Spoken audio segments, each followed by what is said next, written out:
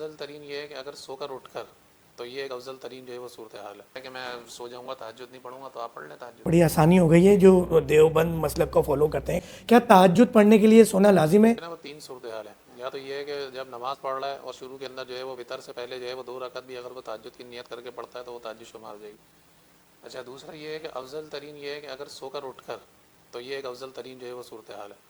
اور تیسرا یہ ہے کہ اگر مثال کے طور پر وطر وغیرہ بھی پڑھ لی ہے اور پھر بعد میں جو ہے وہ تہجد پڑھتا ہے تو تب بھی جو ہے وہ تہجد ہو جائے گی. تو یہ 3 طریقے ہیں. مسلک دیوبند کے نزدیک تہجد ادا ہو جائے گی، افضل یہ ہے کہ لمحہ بھر کی نیند لیں. پر آپ کو یہ خدشہ ہے کہ میں سو جاؤں گا تہجد نہیں پڑھوں گا تو آپ پڑھ لیں تہجد. کتنے بجے؟ 1 بجے پڑھ سکتے ہیں جی. 12 بجے کے بعد نہیں ہے. بات یہ ہے کہ اگر آپ مثال کے طور پر اگر آپ نماز بھی پڑھ رہے ہیں عشاء کی اور عشاء کی نماز پڑھنے کے بعد جو ہے وطر سے پہلے بھی اگر آپ 2 رکعت نماز تہجد کی نیت سے پڑھیں گے تب بھی ہو جائے گی آپ.